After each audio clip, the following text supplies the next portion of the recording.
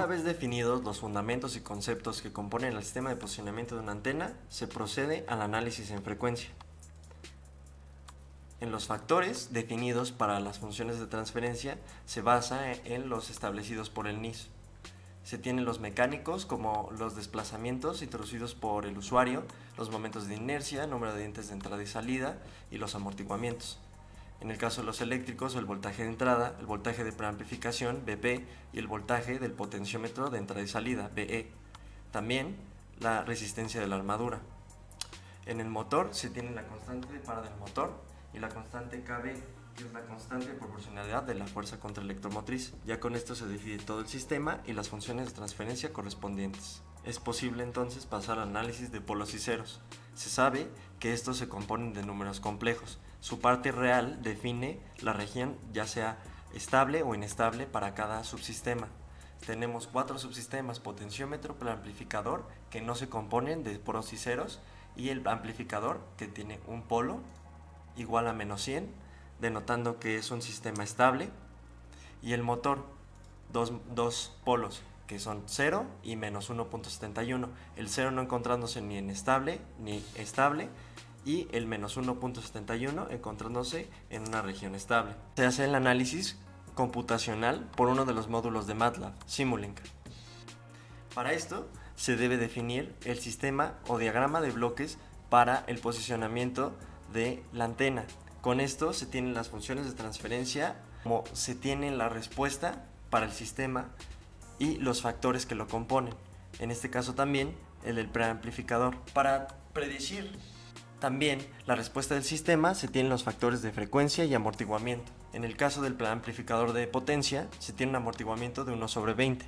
Esto, al encontrarse entre 0 y 1, denota un comportamiento subamortiguado. En el caso del motor se tiene un amortiguamiento mayor a 1.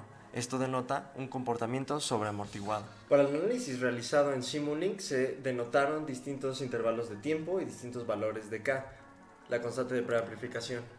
Con el tiempo se tiene intervalos de 3, 10, 30 y 300 segundos. Notamos estas formas, las cuales se comportan de una forma reducida y en amplificación como críticamente amortiguado, y en el alto como varias oscilaciones subamortiguado. Lapsos medios vemos críticamente amortiguado, pero sin amplificación no se tiene una respuesta de estado estable y se reduce. En el caso del valor alto se tienen 2 oscilaciones. Para 30 segundos notamos el mismo comportamiento que en 10 segundos, pero se repite este ciclo cada 10 segundos. Lo que notamos en 30 segundos, 3 ciclos repetidos. Para lapsos muy largos se nota un comportamiento periódico bastante claro. Se va incrementando la amplificación y con esto el pico más alto que se puede llegar con la respuesta.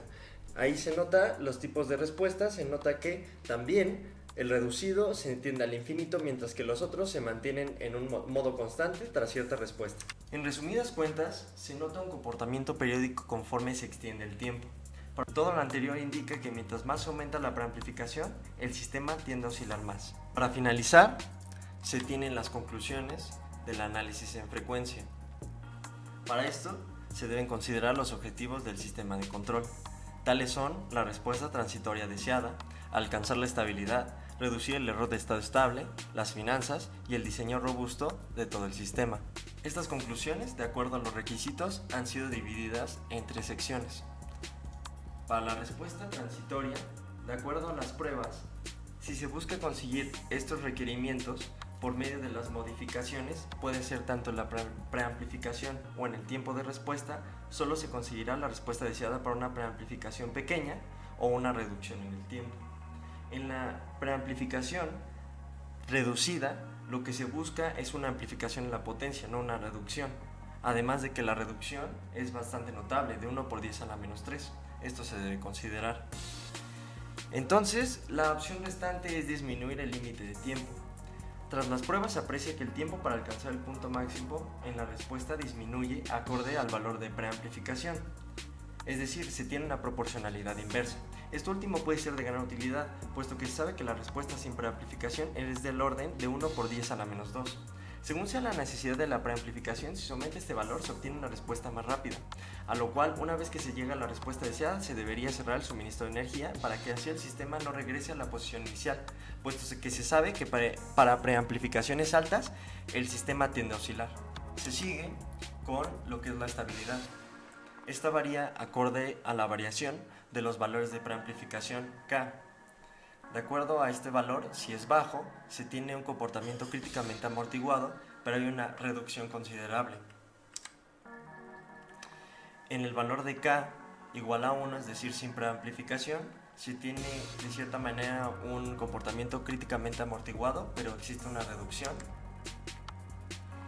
Y en el valor alto de la preamplificación se tienen picos bastante altos, pero existen varias oscilaciones.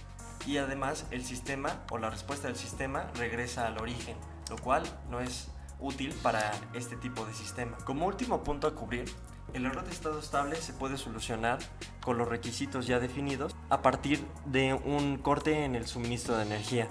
Además, ajustar esta variación inversa que se tiene entre la preamplificación y el tiempo, de modo que no ocurran perturbaciones de ningún tipo en el movimiento que se busca o se desea en la antena.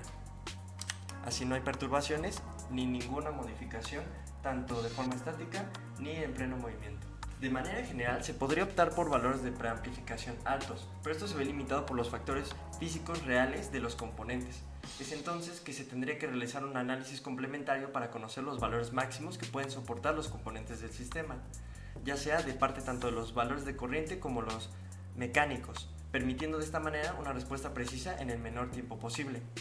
Una vez establecidas estas características de los componentes y sus limitaciones, es posible realizar el diseño robusto, es decir, el diseño final que cumpla con todos los requerimientos establecidos.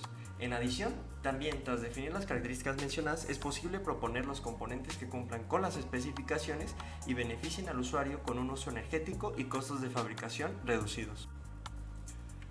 Con esto se finaliza el análisis de frecuencia para el sistema de posicionamiento de una antena. Para el modelado en el dominio del tiempo, podemos partir de los datos analizados con anterioridad, tanto en el análisis matemático general como en el modelo en el dominio de la frecuencia.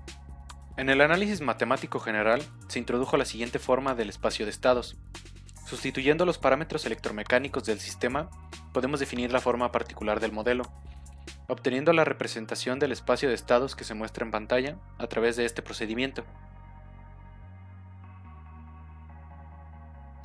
Al introducir estos datos, en conjunto con los subsistemas ya definidos con anterioridad, podemos realizar una simulación del sistema para diferentes valores de K, la cual es la constante de preamplificación. Para baja preamplificación, tomando K igual a 0.1, el sistema se comporta como críticamente amortiguado, alcanzando su valor máximo en 3.8 segundos. Tomando K igual a 1, es decir, sin preamplificación, el sistema se comporta como críticamente amortiguado, teniendo su valor máximo en 2.5 segundos. Tomando una alta amplificación, es decir, K igual a 10, tenemos un sistema sobreamortiguado, que alcanza su valor máximo en 1.5 segundos. Entonces, este modelo responde de la misma manera que el modelo de la frecuencia, es decir, tenemos un sistema cuya estabilidad y error se puede controlar a partir del valor de preamplificación. De la misma manera que el caso anterior, utilizando esta técnica es posible cumplir con los objetivos de análisis y diseño del sistema dinámico de la antena.